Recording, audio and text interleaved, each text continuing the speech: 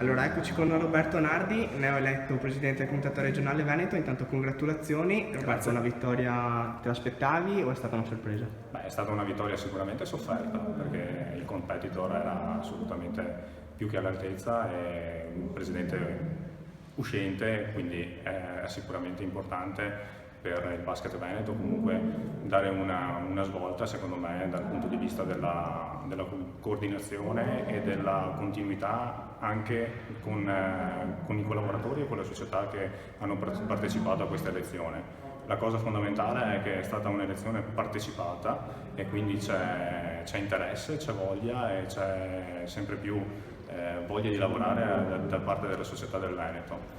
Quello che voglio dire è che mi presento come un presidente giovane che sicuramente dovrà farsi le ossa anche da questo punto di vista. Il consiglio che verrà formato mi auguro sia espressione più totale di tutto il territorio del Veneto, come ho già avuto modo di dire in chiamiamola campagna elettorale. Questo sarà indice anche di controllo e di vicinanza nei confronti di tutte le società del Veneto. Adesso si inizierà con calma ovviamente a lavorare. Quali sono però i punti cardine, insomma, di quello che vorrai fare per il basket regionale?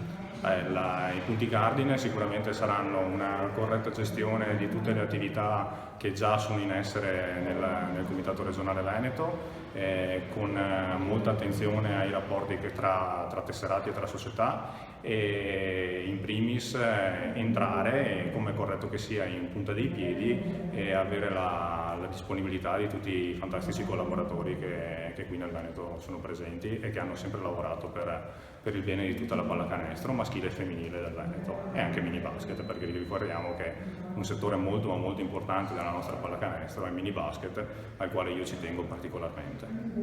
Da Padova al Comitato regionale, insomma, il passo non è breve, però è la conferma, insomma, che un po' alla volta la pallacanestro ha anche bisogno di rinnovamento.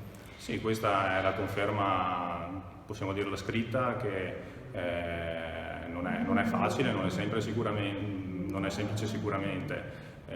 Dal punto di vista di Padova posso dire che la massiccia presenza delle società padovane mi ha reso assolutamente onore e mi ha fatto capire che attraverso la collaborazione e la cooperazione di tutti quanti, mostrandoci presenti a questi appuntamenti, si può far tanto, e speriamo assolutamente, ne sono convinto, far bene.